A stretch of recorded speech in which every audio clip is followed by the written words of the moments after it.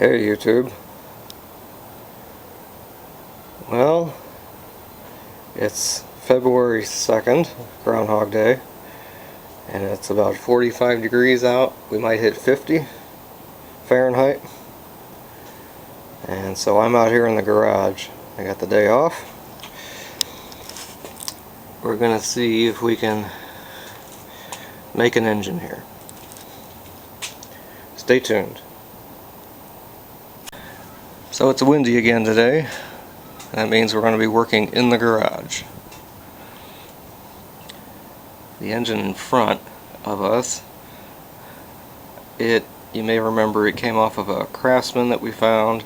I swapped the engine. I took this one off, put on a Tecumseh, because this engine burns oil. So we're going to pop off the head, take a look. It probably has some scratches in the cylinder. At least we'll see what's wrong with it.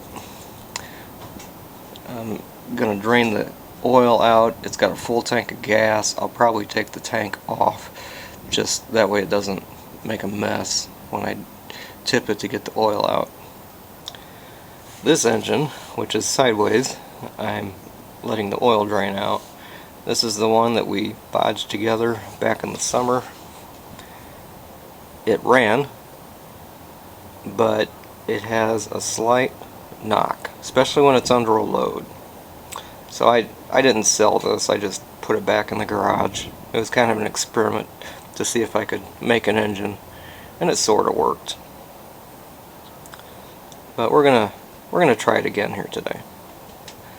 So we'll know more once we're into them, once the engines are cracked open. But I suspect the engine on the left has a bad cylinder, but maybe a good piston and crankshaft.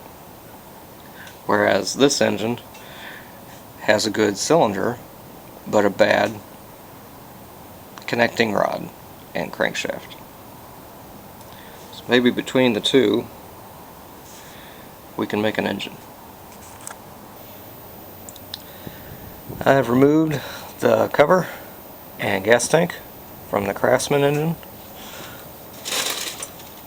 I don't know if you can tell there, it's got a dirty looking carburetor, but it did run.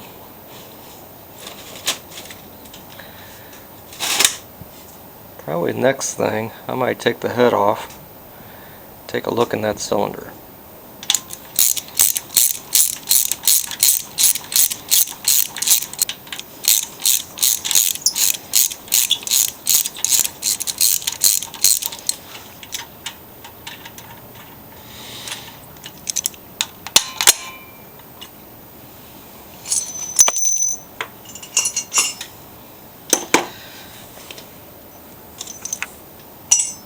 And the head's off.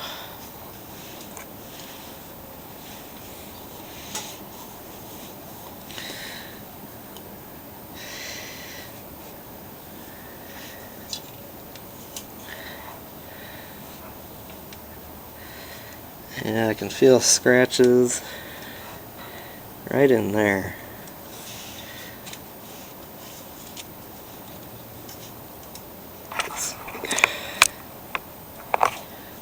Right there. You can probably see it on the camera. That's where the oil's getting through. Well, let's get the oil out of the crankcase. And with a little bit of muscle and some cussing, I was able to get the blade adapter off the Craftsman. And I noticed when I took it out, the keyway is sheared inside, so this is no good. So let's get the sump off. And with a little more hammering, the sump is off.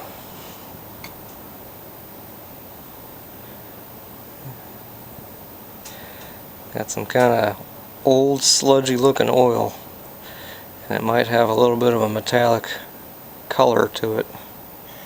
I don't know if you can see that. That's not good. Alright, cam is out, piston is out. oil slinger is out. I ran my finger along the inside of the crankshaft where it connects to the journal, or the connecting rod where it connects to the journal of the crankshaft. It's very smooth, so is the end cap, so is the skirts on the piston. It all feels really good. And I got the flywheel off on the other side. So there is our connecting rod.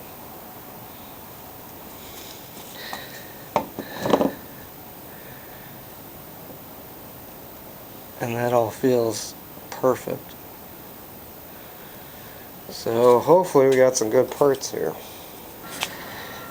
And engine number 2 with hopefully the good block and good cylinder. It's not perfect, but hopefully it's better. Got the head off of it. Piston's still in it. Need to take the bolts out of the connecting rod. Got the oil slinger and cam out of here. I will need to get a new gasket. That's where we're at right now. So I think I'm going to call it a day. I put the crankshaft back in with the connecting rod. I got the piston back in. I had to clean the a bunch of carbon kicked up on the head, or the top of the piston there. Put all that back in, torqued it down, put the cam back in, lined up the marks, put the oil slinger back in. I'm not going to put the sump on because I need to order the crankcase gasket. So I'll order that. Probably won't be a while until I can get back out into the garage, just because work is busy.